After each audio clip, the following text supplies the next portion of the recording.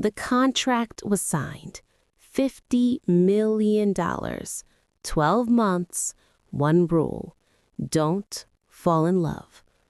But as Emma stood in Adrian Steele's penthouse, watching her ex-fiancé's face drain of color, she understood. She hadn't just signed a business deal. She'd signed away her heart to a man who swore he'd never love again. Let me take you back. 3 days before Emma's life changed forever. She was at Daniel's apartment, planning their engagement party, when she left work early with the flu. She had a key. She let herself in. And that's when she heard it. Laughter from the bedroom. A woman's voice. Daniel's voice, saying words he'd once whispered to her. Emma pushed open the door. Daniel was in bed with Melissa, her college roommate, her maid of honor, the woman who'd helped address wedding invitations last week. Emma didn't scream, didn't cry. She just turned and walked out into the rain, her phone buzzing with calls she couldn't answer. Hours later, she found herself outside the Azure, the city's most exclusive restaurant, soaked through and shattered. "Miss, are you all right?" The man beside her wore an impeccable suit, concern in his striking features. Without asking, he draped his jacket over her shoulders. "Bad day?" he asked gently. "I just found my fiancé with my best friend. Our engagement party is tomorrow night." His expression shifted. "I have a reservation. Join me. You can figure out what to do over a decent meal." His name was Adrian Steele. She didn't know he was a billionaire CEO until he said something that changed everything.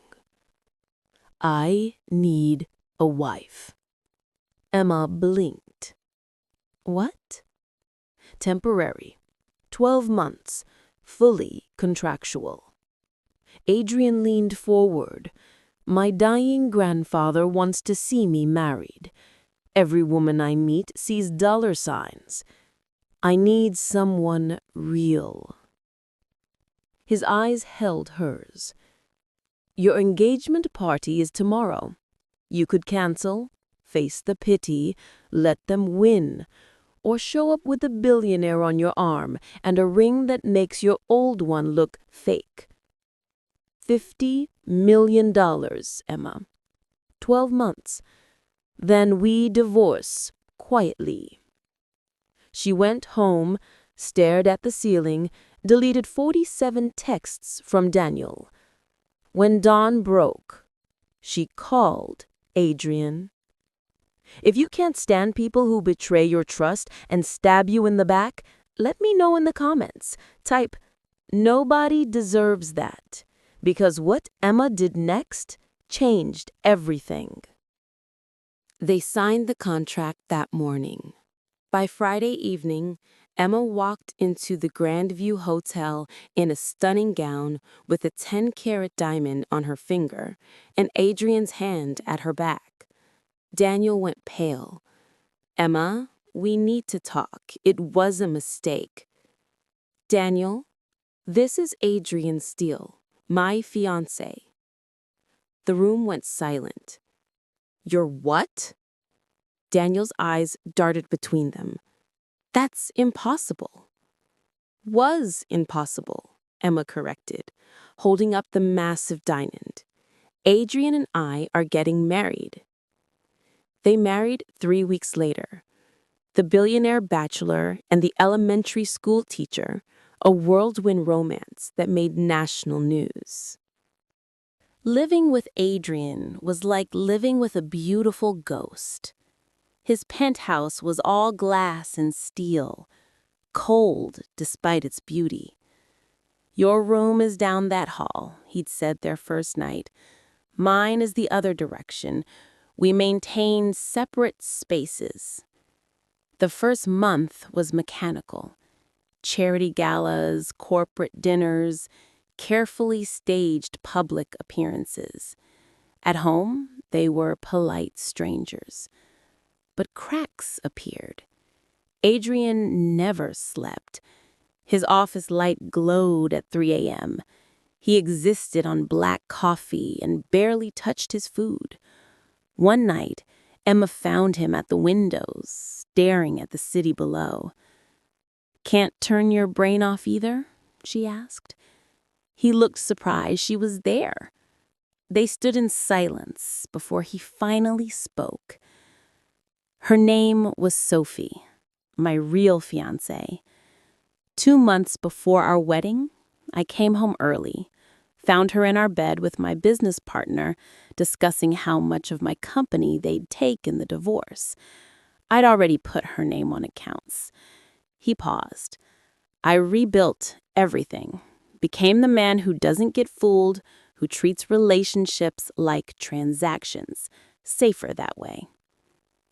Emma's chest tightened. That's lonely. It's safe.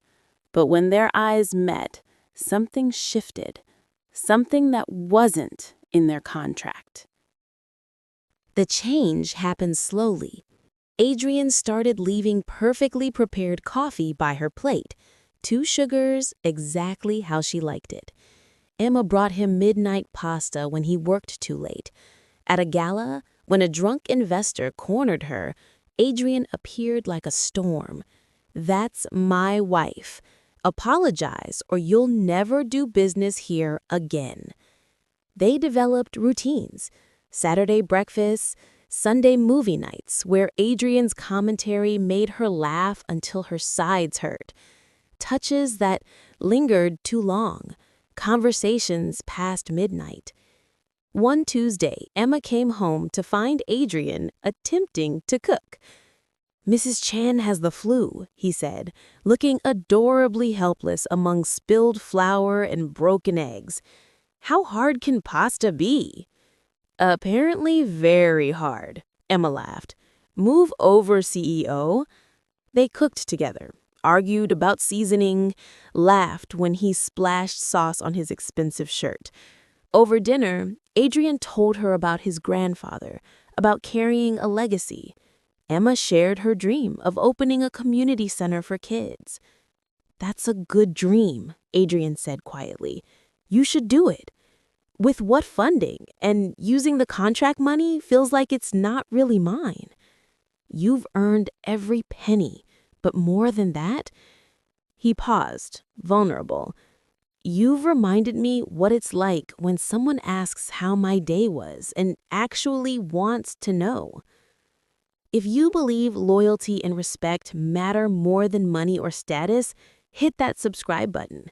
Because what happened next proved some things can't be bought. 8 months in, Daniel started calling, showing up at her school. "Emma, please, 5 minutes." They met at a coffee shop. Daniel looked broken. "I made the biggest mistake of my life.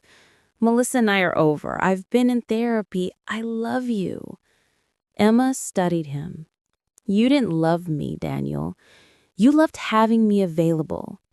I'm married now, happily married, to someone who actually sees me. Stop calling." She walked away, finally free. But other ghosts haunted them.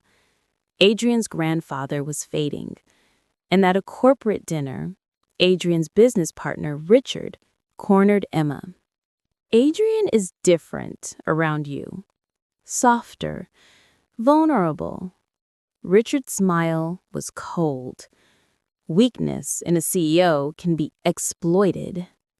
Days later, Emma overheard Adrian on the phone, angry.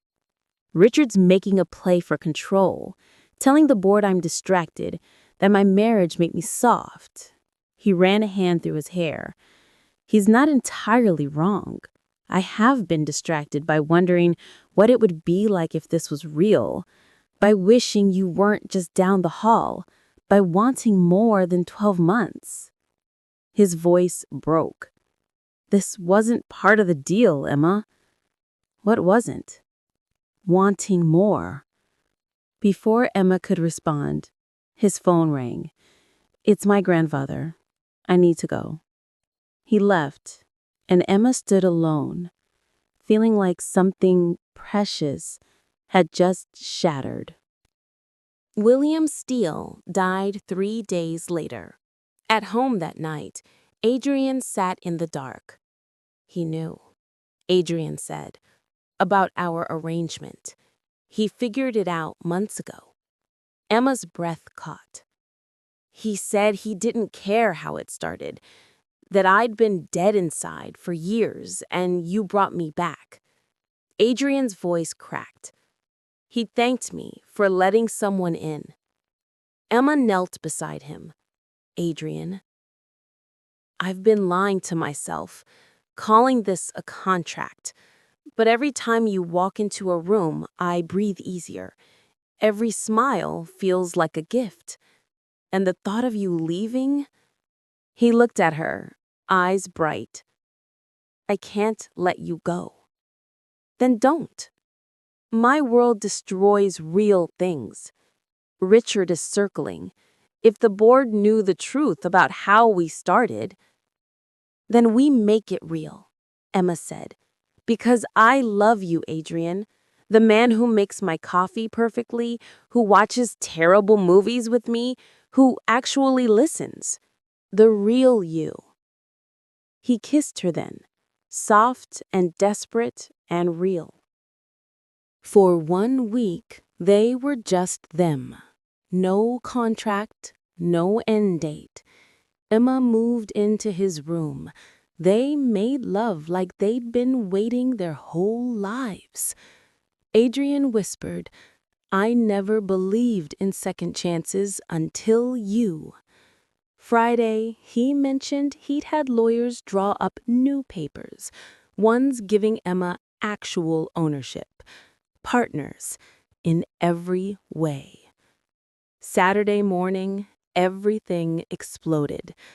Emma found Adrian in his office, ashen, staring at his laptop, an email from an unknown sender, the truth about Emma Hart. She read it, blood turning to ice.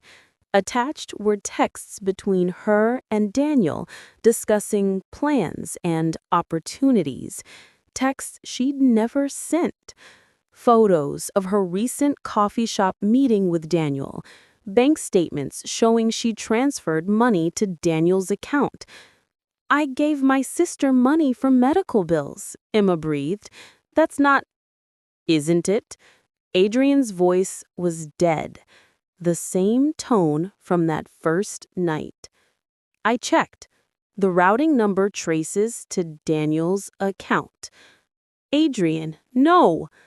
Did you know who I was at that restaurant? Emma's mind raced. There was a magazine earlier that day, your face on the cover, but I didn't plan. But you knew. His eyes were cold. You knew exactly who you were talking to. It wasn't like that. Daniel actually cheated. Did he? Or was that the act? Adrian stood. I've been here before, Emma. These desperate denials, these tears. I swore I'd never be this fool again. I'm not Sophie. You're worse. Because I thought you were different. His voice broke, then steadied. Get out of my apartment. Get out of my life. The contract is terminated. You'll receive $1 million. My lawyers will contact you about the divorce. Goodbye, Emma. Emma moved back to her old apartment. The story hit the news. Billionaire deceived by gold-digging wife. Her face was everywhere. Her reputation destroyed. She had to leave her teaching job. Parents crossed the street to avoid her. Daniel called once. "I'm sorry. They approached me, offered money to corroborate a story, provided fake texts.